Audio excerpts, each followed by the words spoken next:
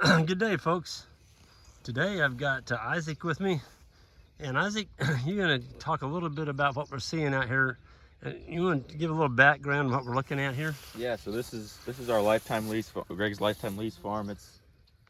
He's had it since what, 99? Yep. 1999, and when you got it, looked like a wheat field. It was solid broom sedge everywhere you could see. No, not much fescue even growing, and none. Just poor soil. It probably was hayed for a long time. Yep. It's got you used to run the stockers or the big Charlet cows on here for a while, and you'd feed hay and strip graze them around. This is where you first started unrolling them, right? It was. Where you had the story of with Little Red. Yeah, you want to tell them that story? Well, you tell them. You do it better than I do. So I was here at night. I got off work, still working in town. I had a big round bale up on the top of that hill, and I hooked onto it with a log chain. I had a fiberglass rod through the center of it like an axle, and I took off with it, pulling it with that truck going down this hill. And it came loose. I knew it was still back there somewhere, Isaac, but I didn't know where it was at. It was dark. So I got to the bottom of that hill down there, and I thought, do I turn left or do I turn right? I'm a lefty. I'll turn left. And I did turn left. The bale hit me right on the side of Little Red. Picked wrong. And yeah, I picked wrong, and it almost turned the truck over. So it wasn't too long after that I invented the Greg Judy bale unroller that we sell today. And talk about how we use that tool for here. Yeah, Isaac. So this winter we stuck 30 bales up on the top of this ridge, and they were great. They were good bales. A lot of orchard and fescue in the bales, even some clover. And we had the cattle in here late December or early January, and we had snow on the ground. This was a real cold. Well, the video of us plowing was on the next farm over. Right. Plowing the snow off, and so we just unrolled bales and moved them a little bit at a time, gave them a little bit of stockpile. Well, talk a little bit about you invented this. Oh yeah, the penguin technique or something. Yeah, you got these darndest names, but talk to them about the penguin technique. So it was like wind chills of like -10 and blowing, and there's not much shelter on these ridges. They're up high and there's not a lot of trees, and so I saw an idea of feeding cattle. If you feed them in a circle, you unroll the hay in a circle, they feed in a big bunch, and as the colder ones are on the outside, they move in towards the center, and they create their own windbreaks. And so we tried that, and it worked really well. They all stayed, condensed, and then those spots where you had those bales unrolled, you had a huge concentration of manure and hay, and it just looked like they just bedded down right there. Well, what's that got to do with penguins?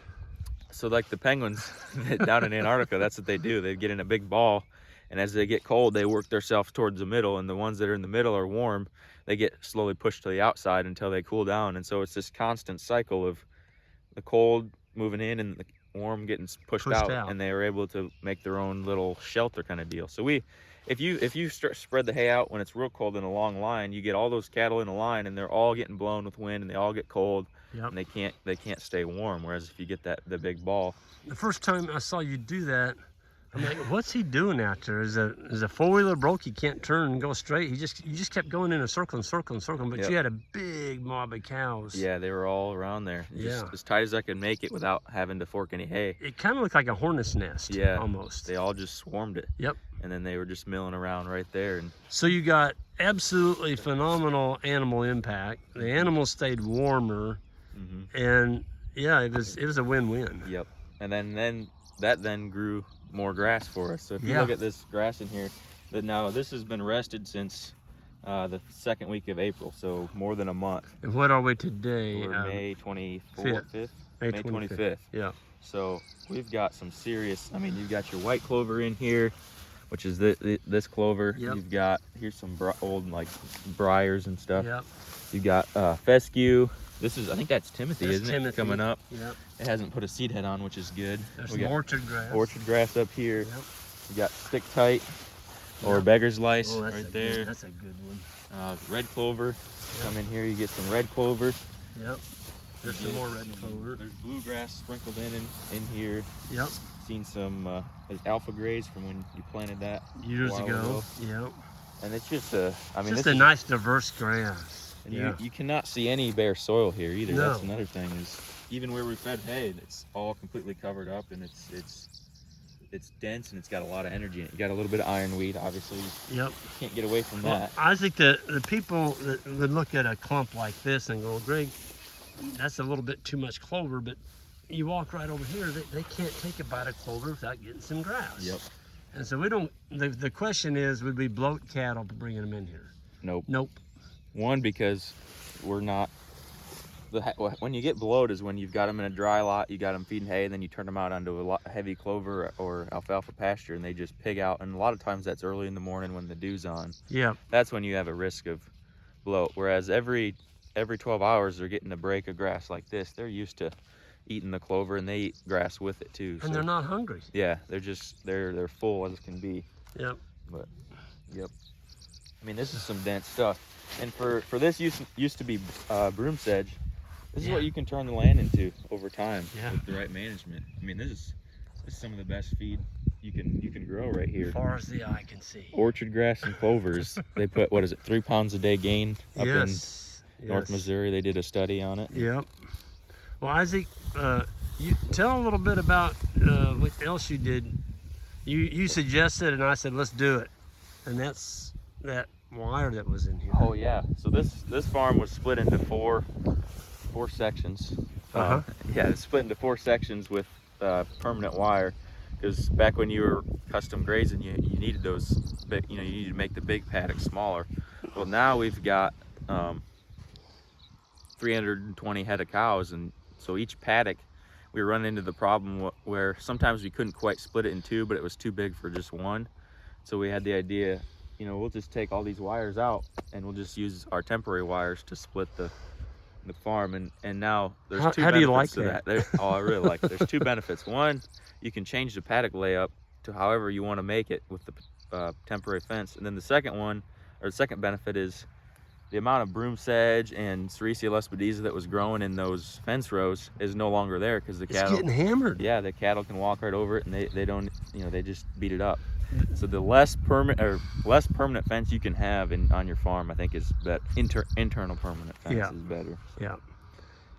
You gotta have a good permanent exterior perimeter. That's right. But internally, just do more of it with poly. Yeah. You're just so much more versatile. Yeah. And the farm's prettier. I mean, you can't even see a fence along here. If we get up on this ridge, let's maybe show that. Yeah. Look all the way down to the bottom, and you don't see one barbed wire fence, and that's it. How'd your pants get so wet?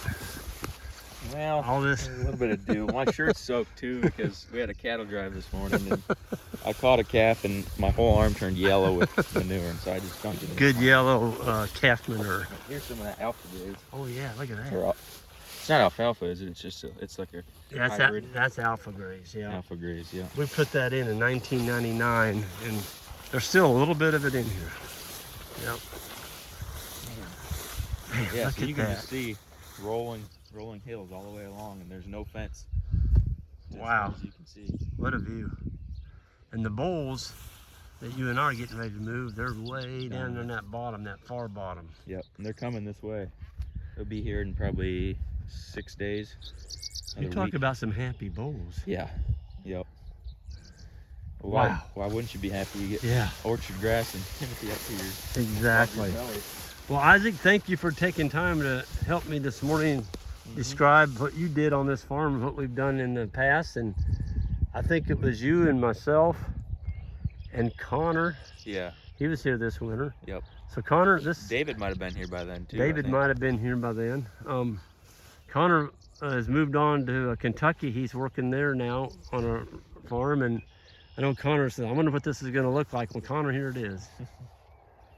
This is a lot of your labor too, sir. So thank you so much. And Isaac and I wishing you the best too in your new endeavors. Yep.